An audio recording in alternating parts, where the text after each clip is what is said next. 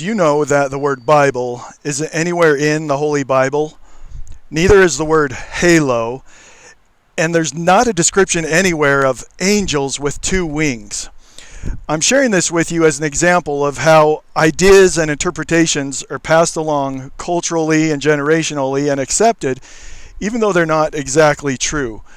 This helps explain why there has been so much corruption allowed by imposters in the courthouses, not just here at the Matheson Courthouse here in Salt Lake City, Utah, but at courthouses from coast to coast.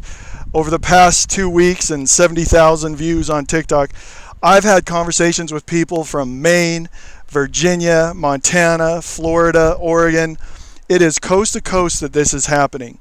Now, an explanation for this is that in the 1950s, imposter parts of Harvard started experimenting with abusive studies that were psychologically abusive, and they involved invalidating, depersonalizing, disassociating, and mongering a person with unpredictability and all sorts of other things, and then trying to provoke that person to react in a violent way, in an angry way, in a way that they wanted to hurt themselves as they became overwhelmed with doubt, guilt, fear, uncertainty, and other things.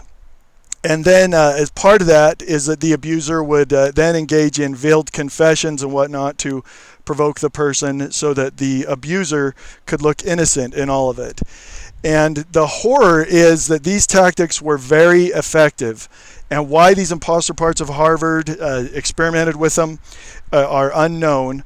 But it may have been to try and bolster numbers at police departments, or to demonize police officers and get the police officers in the USA to take the blame for what these imposters wanted to do with the courthouses, with churches, and with other things.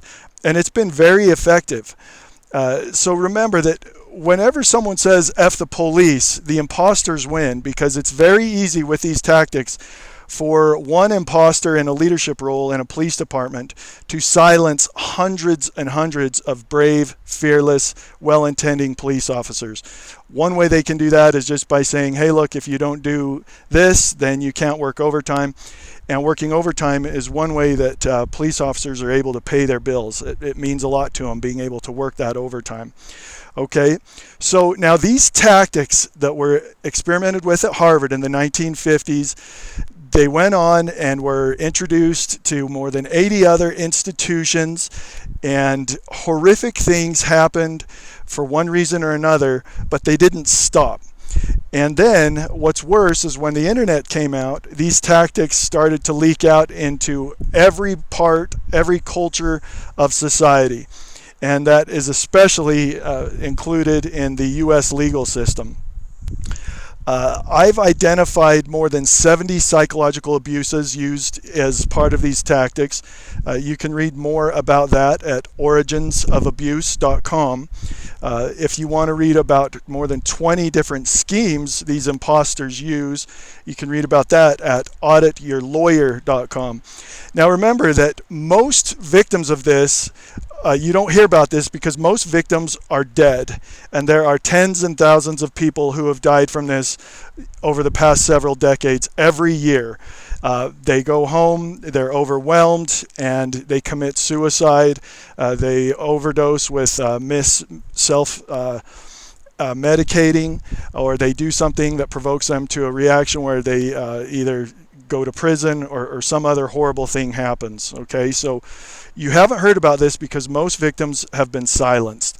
And however, now over the past few years, more and more people are gaining this knowledge of what is really happening, and they are surviving. And what is really happening is that in Utah and from coast to coast, there are thousands of imposter attorneys, commissioners, and judges who are intentionally using these dark tactics to cause the death of their own clients. So if you are a victim of this, you need to understand that the reason why so many insane things are happening isn't because they just want your money. That's just a ruse to take you for everything and turn you into a pauper along the way. But they really want to cause your death, because if you die, then they can add tens of thousands of dollars to your bill and take all of it. It is happening. There are case numbers to prove that imposters are doing this, and it is real. So absolutely understand they are trying to provoke you in one of these ways to overwhelm you, to cause your death through suicide, self-medicating, or something else. And when you understand that, you're going to be able to manage this better, and understand that if the imposters aren't attacking you in one way, they would be attacking you in another way. And I'm going to share an example of this, a story that needs to be told that is from here in Utah. This story starts about 8 years ago, where well, let me back up just a little bit. So what makes someone an imposter is that these tactics are very deceptive. They monger people, and then people who fall for them oftentimes end up doing worse and worse things to hide the worse and worse things that they do.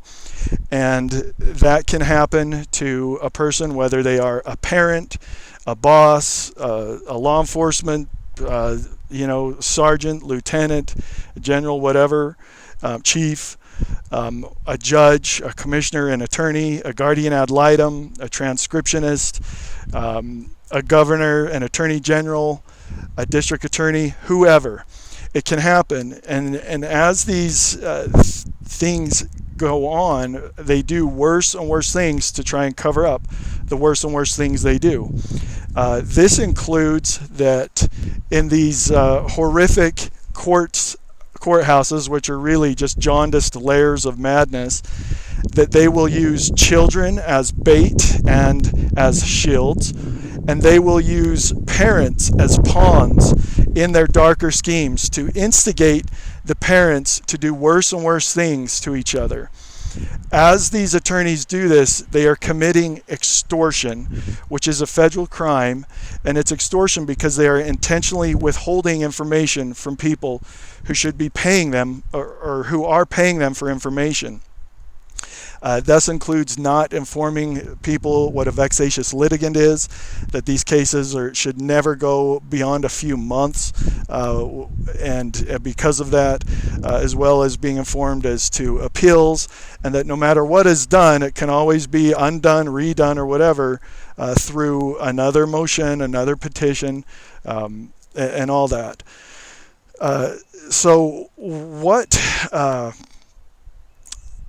So where this goes is that now there are horrific stories of parents being mongered and used as pawns to instigate things against the other parent for these imposters' darker purposes. And now I use the word imposter because anyone who is not what they claim to be, or what their organization that they're a part of says they are, is an imposter.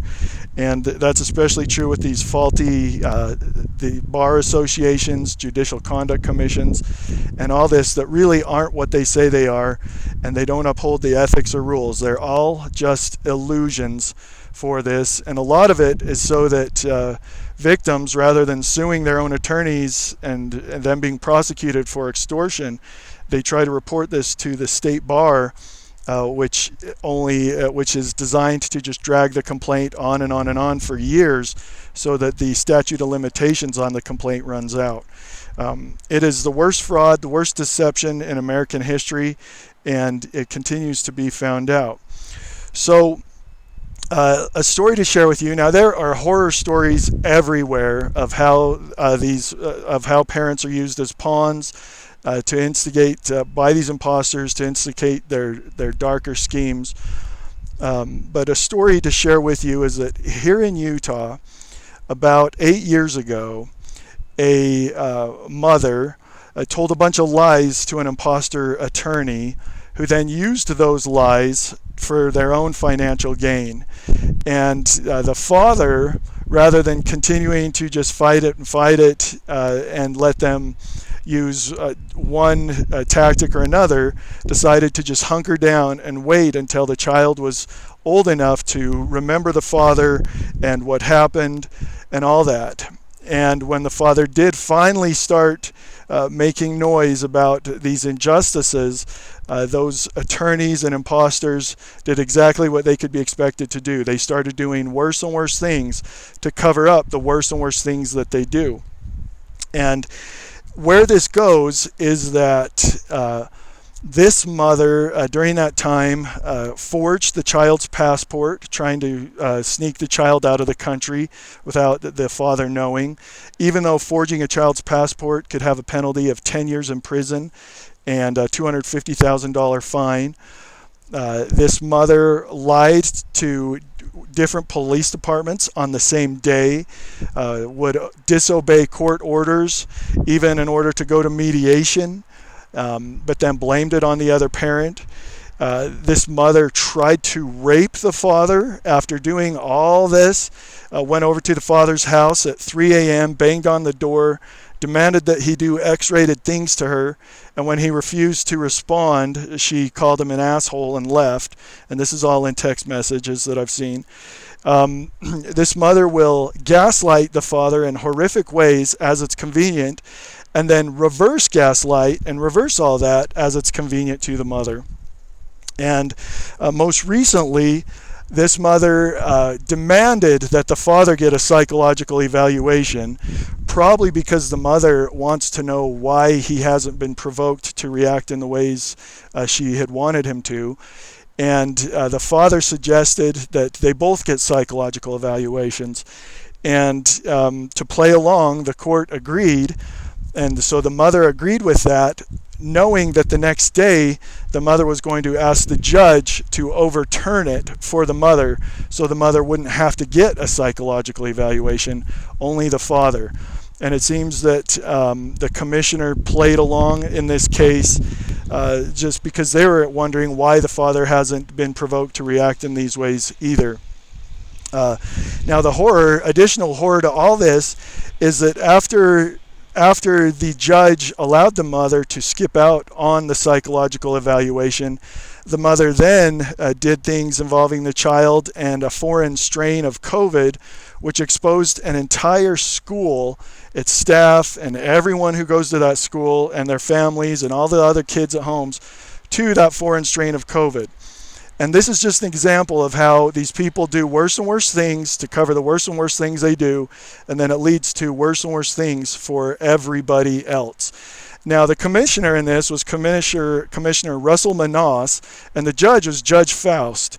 And what I have to suggest is that I have a hard time believing that Judge Faust would risk his legacy and the legacy of his family here in Utah over such a trivial matter.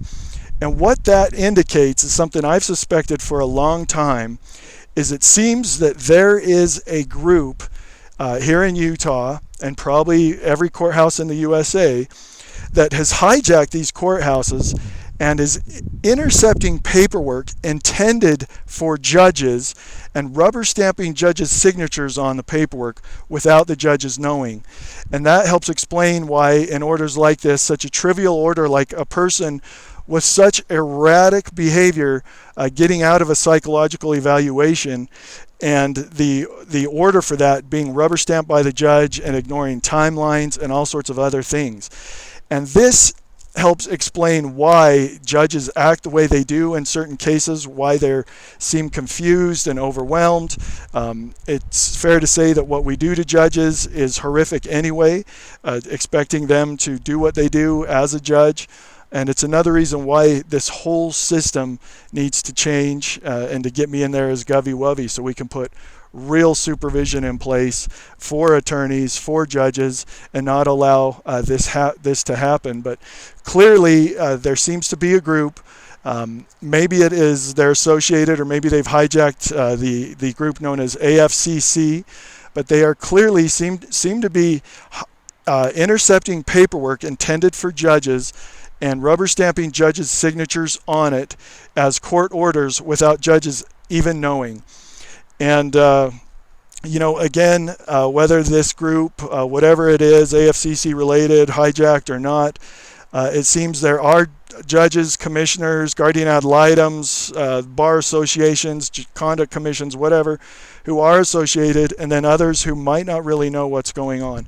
And that is exactly how corruption happens, where people either do it because they just think it's a necessary means to an end, or because they're a cheap pawn doing something that they think is just a little, no big deal, when really it's allowing other horrific evils to happen, or they really are, fully in it and doing the worst with whatever they can.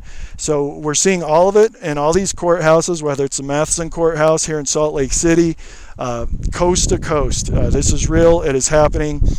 One indication of how and why this is happening is that there seems to be a group out there who believes that a couple different things, that either they are some sort of bloodline of Jesus Christ, that Jesus Christ and Mary Magdalene had children, and they are this bloodline, and that by being that bloodline they are entitled to do whatever they want to other people, which is an insane twist, as if other people deserve it. Then there's also another idea out there that people believe that Mary Magdalene was what I call a Gothelpath. Other people call a sociopath, a psychopath, a narcissist, or whatever. And that Mary Magdalene manipulated a nice man named Jesus into doing what he did, which would be along the lines of what narcissists do and what we're seeing as that word continues to get thrown around. But either way, there seems to be these faulty ideas out there in why people come up with this dark altruism to do the horrific things they do. Again, these tactics are not taught in universities. They are horrific, and they are not taught for a reason, because they are used against people in many ways. And whether it's been called sociopathic, psychopathic, Machiavellianism, the dark triad, or whatever, I call it Gotheling. That's a metaphor I saw from the story by the Brothers Grimm in the story of Rapunzel, where Mother Gothel locked Rapunzel up in an imaginary tower of lies and then pulled on the strings of Rapunzel's hair to make sure Rapunzel was still in the tower. So that's why I call what they do Gotheling. And the people who do this aren't sociopaths, they're not psychopaths, they're not narcissists. They're Gothelpaths, and it's because they have been deceived by this horrific funnel, these dark tactics, and rather than pursuing awareness and intervention and advocacy and healing, they, for one reason or another, became Gothelpaths themselves and started doing worse and worse things to hide the worse and worse things that they do. So that's why all this, it's not just about conquering this corruption, but it's about conquering what makes these people, what made these people become Gothelpaths, whether it's in the court system, politics, whatever, wherever. So check out that guide. It is a work in progress, but with this knowledge that we have, that survivors have, and more have, and are putting it all together, we are conquering this from coast to coast, especially here in Utah, which seems to be the tip of the spear. But as a reminder, there are horrific stories, whether it is Maine, Virginia, Florida, Montana, Oregon, every state in the nation, where these horrific things are happening.